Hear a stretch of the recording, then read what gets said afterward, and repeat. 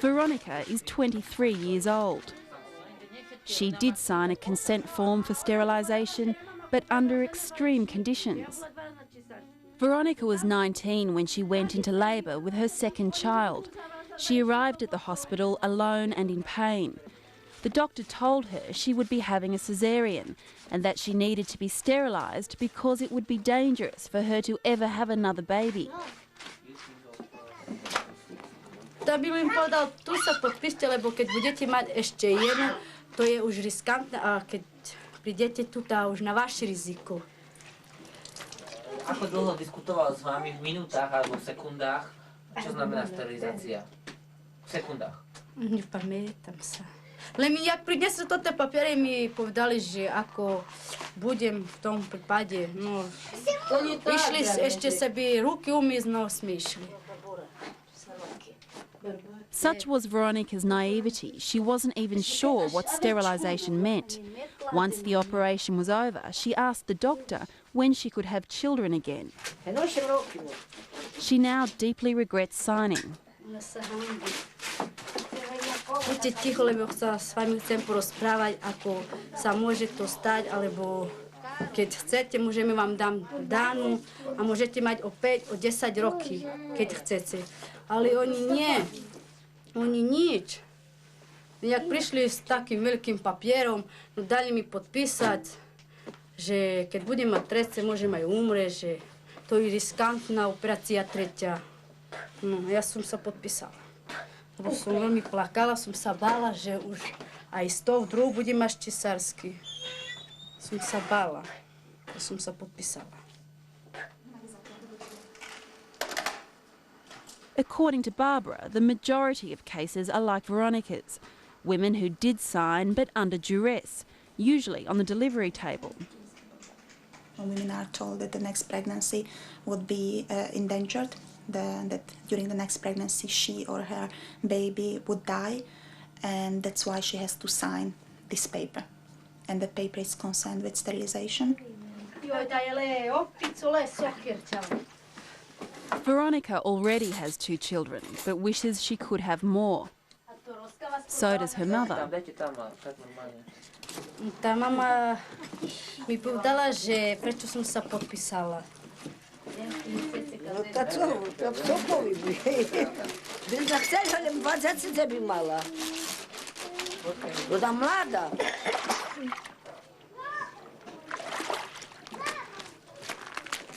Her inability to have more children has also affected Veronica's relationship with her husband.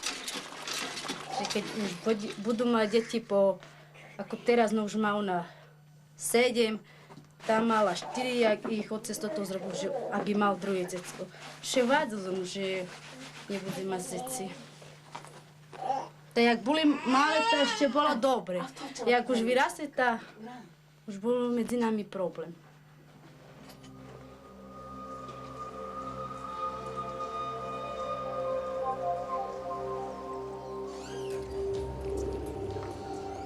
This is Prešov New Maternity Hospital. Both Rosalia and Veronica were sterilised here. And according to Barbara Bukovska's report, this hospital is one of the worst offenders. Dr. Kaseli is the head physician in the gynecology department. Ja myslím, že to je vymysel práve týchto, ktorí ten výskum robili vzhľadom na finančné zvýhodnenie ich samých pracovníkov aj Rómov. Vymyslí pani Bukovskej. Hej, už rád by som ju to ani nevidel, bo keď príde tu, dáme ju súdne stíhať.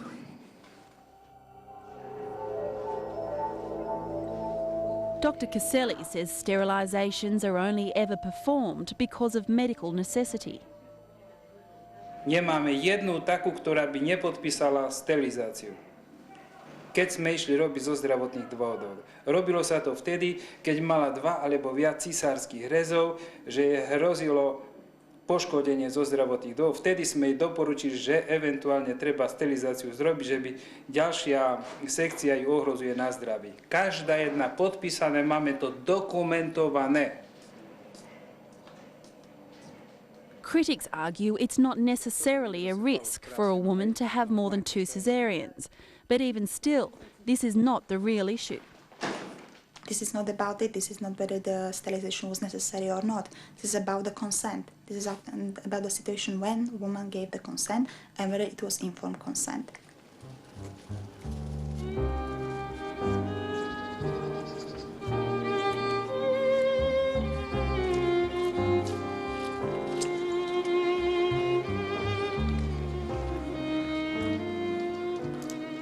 There is a long history of racism and institutional discrimination against the Roma in Slovakia. Here in Košice, the regional capital of eastern Slovakia, you won't see many Roma faces. This is despite the fact the east is where the majority of Roma live. But drive just a few kilometres out of town and you'll come to Lunik 9, Central Europe's biggest Roma ghetto.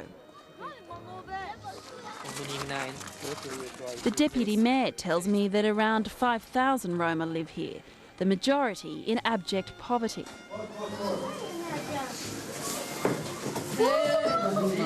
Nie taki, że ora, że Roma, nie to nie jest prawda, lebo gdzie pójdą Romovia, telefonicky je to normálna vec, áno, máte tam bolo príďte. Keď sa sám človek objaví, uvidí, žiaľ Bohu, nemáte tú robotu. Už je to obsadené.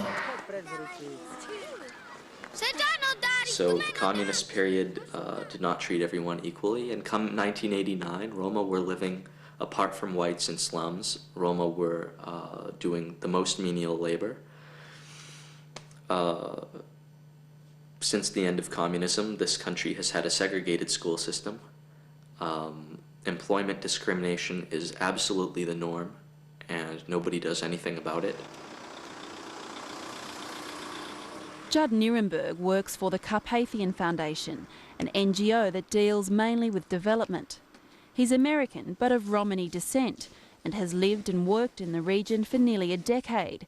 He's been deeply involved in Roma projects and issues.